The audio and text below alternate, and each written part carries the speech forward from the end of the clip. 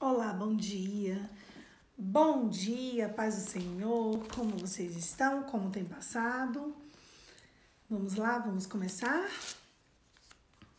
Hoje é dia de iniciar uma epístola nova. Nós vamos ler a carta de Filipenses. Ela é pequenininha, ela tem 4 capítulos. Filipenses fala sobre a alegria. A igreja de Filipenses era, assim, uma igreja idólatra, né? Porque lá na cidade de Filipenses, ontem eu falei da dona Amanda e ela tinha perdido o pacote de dados. Depois ela me provou, né, dona Amanda? No meio da live. Aí ela colocou aqui agora, presente. Isso mesmo, isso mesmo.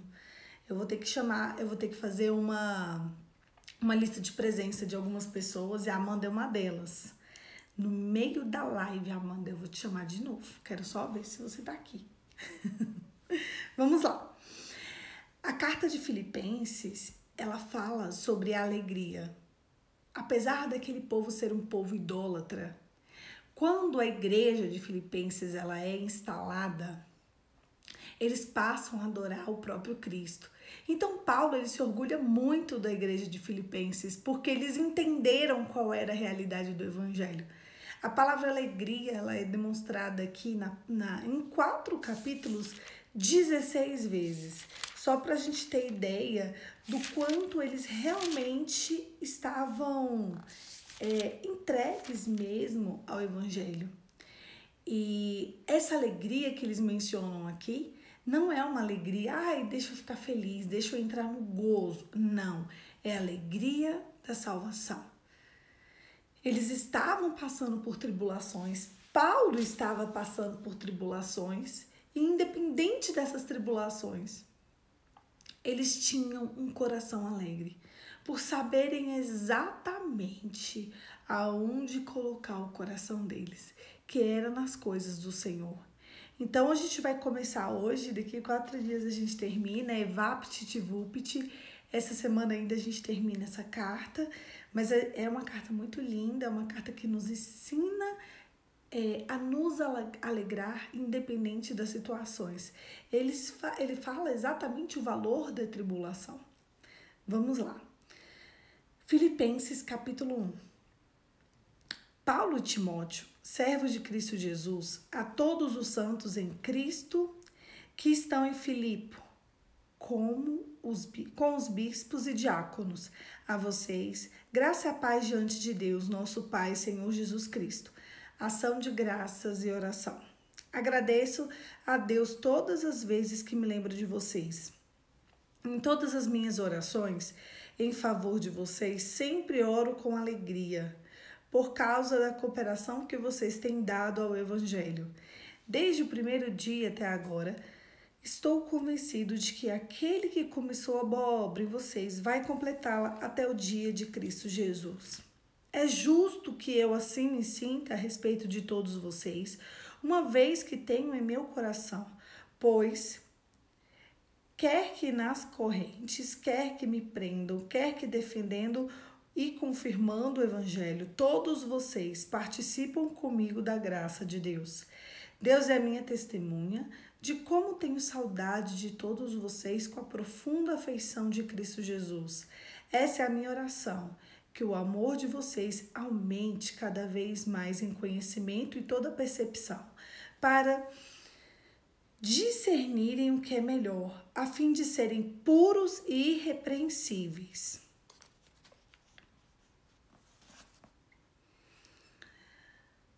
Até o dia de Cristo, cheios do fruto da justiça, fruto que vem por meio de Jesus Cristo para o louvor e a glória de Deus.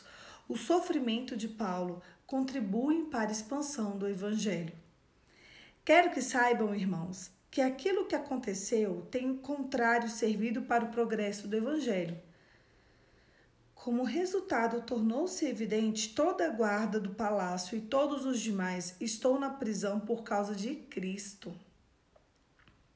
E os irmãos, em sua maioria, motivados no Senhor pela minha prisão, estão anunciando a palavra com a maior determinação e destemor. É verdade que alguns pregam a Cristo por inveja e rivalidade, mas outros fazem de boa vontade. Estes fazem por amor, sabendo que aqui eu me encontro para a defesa do Evangelho. Aqueles que pregam Cristo por ambição egoísta, sem sinceridade, pensando que me podem causar sofrimento, enquanto estou preso, mas o que importa? O importante é que, de qualquer forma, seja por motivos falsos ou verdadeiros, Cristo está sendo pregado, por isso me alegro. De fato, continuarei a alegrar-me, pois sei que me aconteceu resultará na minha libertação, graças às orações de vocês e o auxílio do Espírito de Jesus Cristo. Aguardo ansiosamente e espero em nada ser envergonhado. Ao contrário, com toda a determinação de sempre, também agora, Cristo será engrandecido em meu corpo, quer pela vida agora, quer pela morte. Porque para mim viver é Cristo e morrer é lucro. Caso continue vivendo no corpo, terei fruto do meu trabalho e já não sei o que escolher. Estou pressionado dos dois lados. Desejo partir com Cristo, que é muito melhor, mas contudo, é necessário por causa de vocês que eu permaneça no corpo. Convencido disso, sei que vou permanecer e continuar com todos vocês para o progresso e a alegria da fé, a fim de que a minha presença, outra vez, a exultação de vocês em Cristo Jesus transborde a minha causa.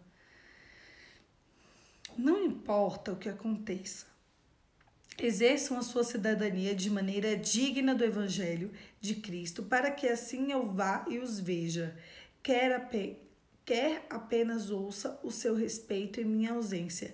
Fique sabendo que vocês permanecerem firmes no só espírito, lutando unânimes pela fé evangélica, sem de forma alguma deixar intimidar por aqueles que se opõem a vocês, para que isso seja um sinal de destruição, mas para vocês de salvação. Isso vem da parte de Deus, pois vocês foi dado o privilégio não de apenas crer em Cristo, mas também de sofrer por Ele, já que estão passando pelos mesmos combates e que viram enfrentar agora o que eu ainda enfrento. O texto ele começa falando sobre os sofrimentos de Paulo para a expansão do Evangelho. Ele estava preso aqui e ele estava impedido de poder viajar, de poder pregar o Evangelho.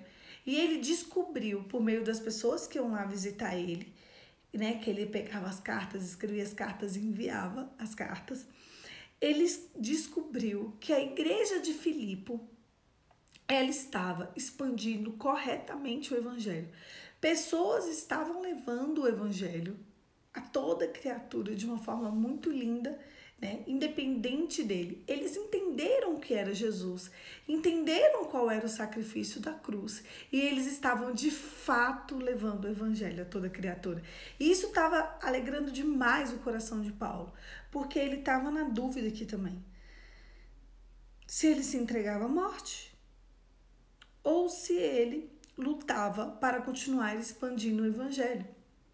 Então ele diz que, apesar de morrer para quem é de Cristo é lucro, ele sentia que ele ainda tinha mais Evangelho para pregar e que a hora dele não era chegada, então ele que não ia se entregar, ele ia de fato lutar para poder levar o Evangelho a toda criatura. Eu quero ler uma parte que ela é muito importante para a gente poder discorrer sobre ela, tá? Essa é a minha oração. Que o amor de vocês aumente cada vez mais em conhecimento e em toda percepção, para discernirem o que é melhor, a fim de serem puros e irrepreensíveis até o dia de Cristo, cheios do fruto da justiça, fruto que vem por meio de Jesus Cristo, para a glória e o louvor de Deus. Ele pede assim, que o amor do povo aumente cada vez mais em conhecimento. O amor fala de entrega, o amor fala de sacrifício.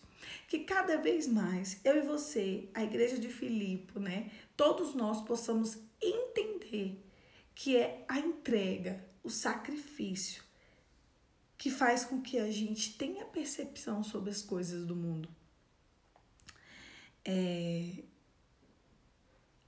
E depois que primeiro a gente tem amor, depois a gente tem conhecimento, aí vem a percepção para discernir melhor a fim de serem puros. Vocês sabem que a pureza, ela é uma virtude, que ela é mãe de outras virtudes, como, por exemplo, o domínio próprio. Como assim? Você sabia que a gula é a vanguarda da impureza? Poliana, é. Aquele que não controla o que vai na sua boca é um impuro. E os impuros não herdarão o reino dos céus. Por que a Bíblia diz que glutonaria é pecado?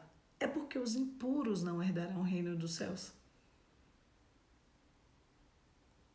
A pureza, ela determina muitas outras virtudes e muitos outros domínios.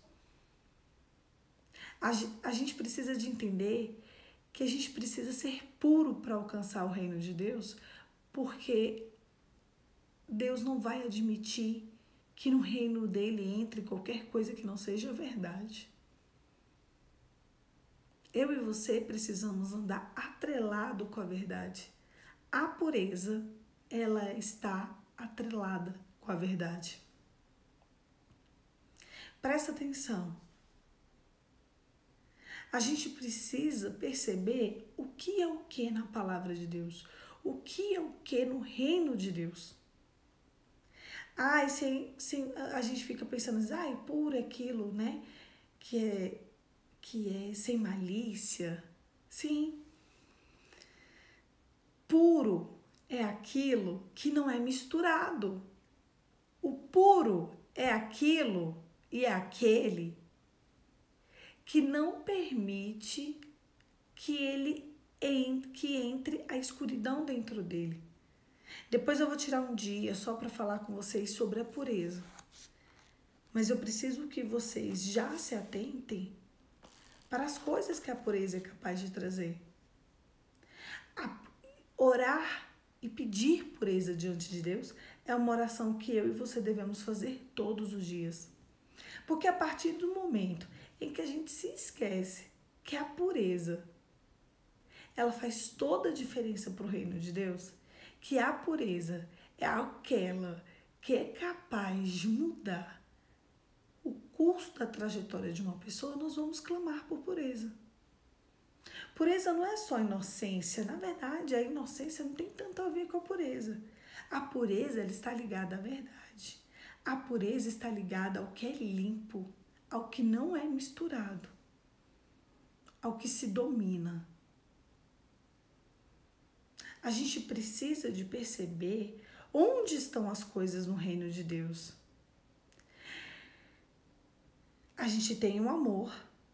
Do amor aumentado, a gente vai ter o conhecimento, a percepção, o discernimento, a fim de ser puro. Olha só, tanto de coisa que precisa para a gente querer a pureza. Nossa, eu oro direto por pureza. Há muitos anos eu peço a Deus pureza no meu coração, porque a gente acha que puro é uma criança. Porque a gente acha que puro é assim algo além do que a gente, né? Que o mundo nos traz uma percepção diferente. Na verdade, é o contrário. A percepção do reino de Deus é impossível ter ela sem a pureza. Eu tenho uma seguidora que escreveu assim, nunca orei por pureza. Tem que orar. Não só orar, mas buscar a pureza. Se você entender que a pureza ela está ligada totalmente à verdade, a pureza ela está totalmente ligada ao que não é misturado, as coisas mudam de figura na sua mente. O que é puro? É aquilo que não está misturado. É a ausência, né, da escuridão. Você vai entender que a pureza é muito além do que nos ensinaram. Muito maior. A pureza ela não é só uma característica inerente às crianças. A pureza, ela é uma característica inerente ao herdeiro do céu. Sem pureza é impossível ir para o céu, porque não vai para o céu quem não tem verdade. E a pureza e a verdade são melhores amigas. E a pureza é aquela que determina outras virtudes em nós. A virtude da ordem, ela sai da pureza. Como assim, Poliana? A virtude de onde está tudo no lugar. Eu confundo pureza com inocência. Vamos lá, ai meu Deus, aqui tá igual prova do Enem. Vamos lá, tá certo. Pureza e inocência. Pureza é tudo aquilo que não é misturado. Isso aí a gente já entendeu hoje, né? Que não tem muito a ver com inocência de criança. Tem a ver, mas não tem a ver. Por quê? Porque criança, por que a gente tem sempre a criança como padrão? Porque a criança, ela não tem misturas, entende? Se eu virar agora para Catarina e falar algo, é muito incrível. Ela não vai entender como uma brincadeira. Não vai. Eu falei ontem pra ela assim, Catarina, eu vou pra sua escola. Ela, tia, você não pode ir pra minha escola. Eu falei, eu posso ir pra sua escola. Ela, você não pode, tia. Eu falei, Catarina, eu quero ir pra sua escola. Não. Eu falei, Catarina, vamos contar pra todo mundo que eu vou pra sua escola. Tia, não. Eu falei, é uma brincadeirinha. Ela, não se brinca com coisa séria. Eu, Catarina, eu queria fazer ela entender que era uma brincadeirinha, entende? Só pra poder dizer que eu ia. Não, a pureza, ela não admite mentiras. Entende? Por isso que a gente liga muito a pureza com criança. E aí eu desisti, porque eu sabia que não ia dar certo. E não deu certo. Pronto, não, tia Polly não estava convidada para ir para a escola. Por quê? Porque a pureza não admite mentira. Nem de brincadeirinha. Eu ia para a escola dela? Não. A menina tem 4 anos. A pureza, ela não entende quando você está mentindo. Então, a pureza só lida com a verdade. Inocência tem a ver com docilidade, simplicidade. Entende? Por isso que a pureza e a inocência, muitas vezes, elas estão atreladas. Mas a inocência, ela é filha da pureza. Entendeu? O domínio próprio é filho da pureza. Você não controlar aquilo que vai na sua boca é impureza, que é falta de domínio próprio. O que faz uma pessoa comer demais? Falta de domínio próprio. Então, a gula, ela é vanguarda para impureza. Entende? Tá faltando domínio próprio. Então, falando sobre pureza e inocência, a gente tem que a inocência, ela deriva da pureza. A inocência, ela está mais ligada à docilidade. Ela está ligada à simplicidade. A inocência, ela está ligada às coisas simples deste mundo. Muitas vezes é importante a gente ser inocente, sim. Você não precisa saber sobre a secularidade. Você precisa saber o que aqui, qual a tua missão aqui que vai agradar o reino de Deus. E muitas vezes a tua missão aqui é completamente diferente dos valores desse mundo. Então você exerce a virtude da inocência. Entende? Então vamos supor, uma mulher que é dona de casa e que cuida ali da sua casa com amor, com dedicação, né? Com ali o marido dela supre ela em todas as necessidades dela, e em detrimento a outra mulher que ela tem que trabalhar. Porque se ela não trabalhar, ela não vai ter dinheiro, porque marido não banca. Blá, blá, blá. Então, o que a mulher que está dentro de casa tem? Pureza e inocência. Ela tem a verdade. O marido banca, ela está cumprindo a missão dela de mãe, de esposa, de dona de casa. Inocência, porque ela está ligada à docilidade, ela está ligada, quando fala da mulher, também está ligada à feminilidade, ela está ligada à simplicidade das coisas deste mundo. Então, são essas as características de um inocente.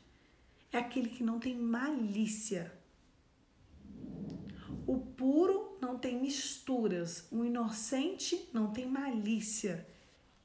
O inocente, ele é doce. Entendeu agora? Ficou mais fácil?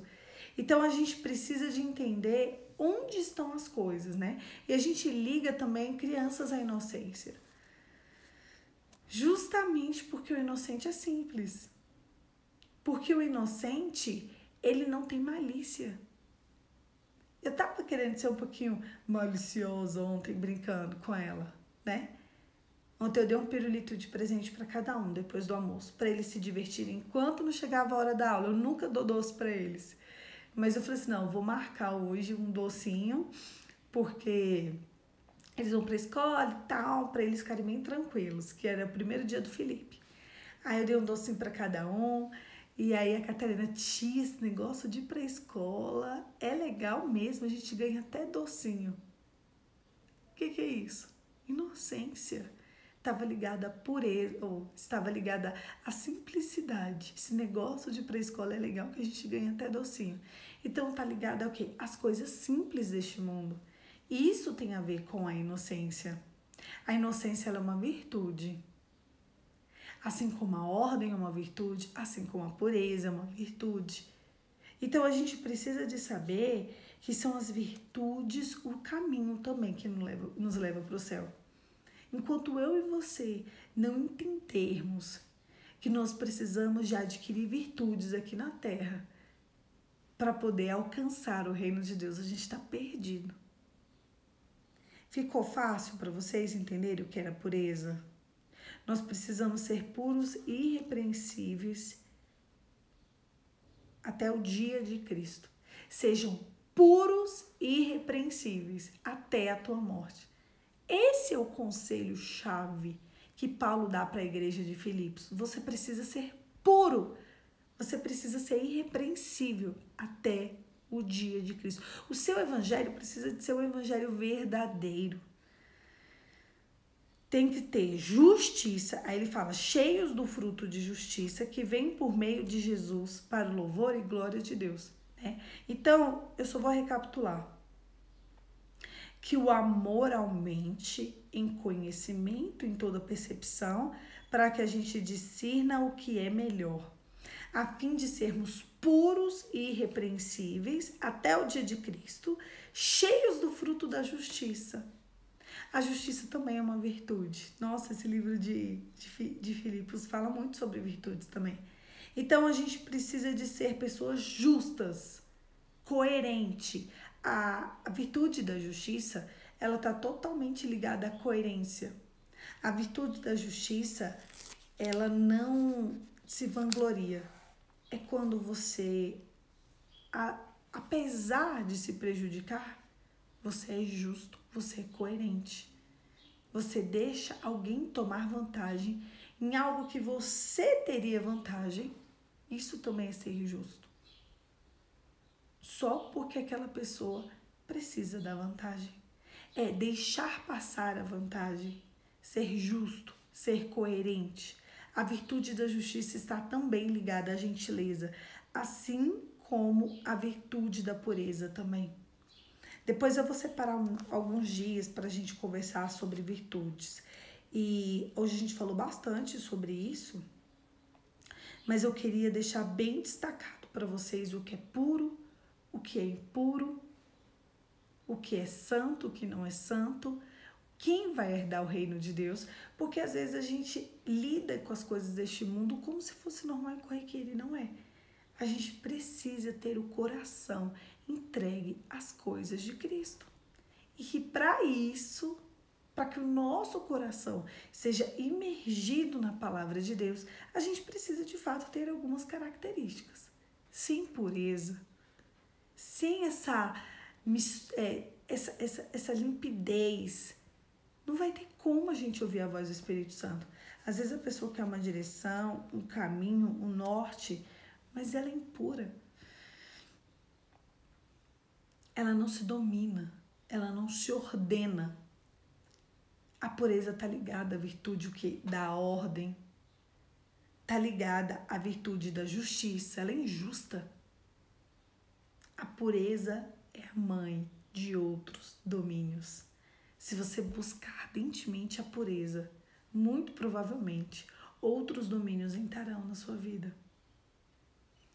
Vamos encerrar por aqui hoje, porque eu quero que vocês pensem em cada uma dessas palavras. Não seria suficiente, eu poderia ficar aqui, falando, discorrendo, sabe? Destrinchando um pouquinho mais, mas eu quero parar por aqui para que a gente reflita sobre a virtude da pureza e como a gente vai fazer para alcançar essa não mistura e essa verdade, que é a verdade do reino de Deus.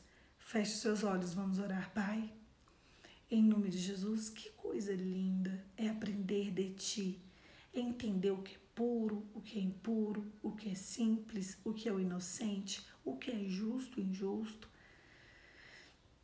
Os valores desse mundo não podem mais estarem dentro do nosso coração. Nós te pedimos, Espírito Santo, nos conduza ao caminho da vida eterna. Nós sabemos que sem a pureza, sem a verdade, sem o amor, sem a justiça, sem o discernimento, é impossível agradar a Deus. É impossível entrar no reino de Deus.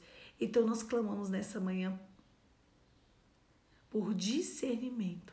Nós clamamos nessa manhã para que o mesmo Espírito que ressuscitou Jesus dentre os mortos nos encaminhe ao caminho da pureza. Em nome de Jesus. Amém. Amém, queridos.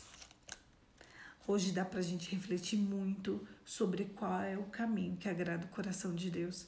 Às vezes as coisas estão acontecendo na nossa vida e a gente não faz noção de como a gente vai fazer para agradar o coração de Deus. E se a gente percorrer o caminho de pureza, de discernimento, da verdade, da justiça, do amor e do discernimento, a gente vai conseguir agradar o coração de Deus com certeza. Não desista de alcançar o reino de Deus. Não desista de produzir frutos para entrar no reino de Deus. Eu quero ir para o céu e eu quero te ver lá também, tá bom? Um beijo, fica com Deus e até amanhã.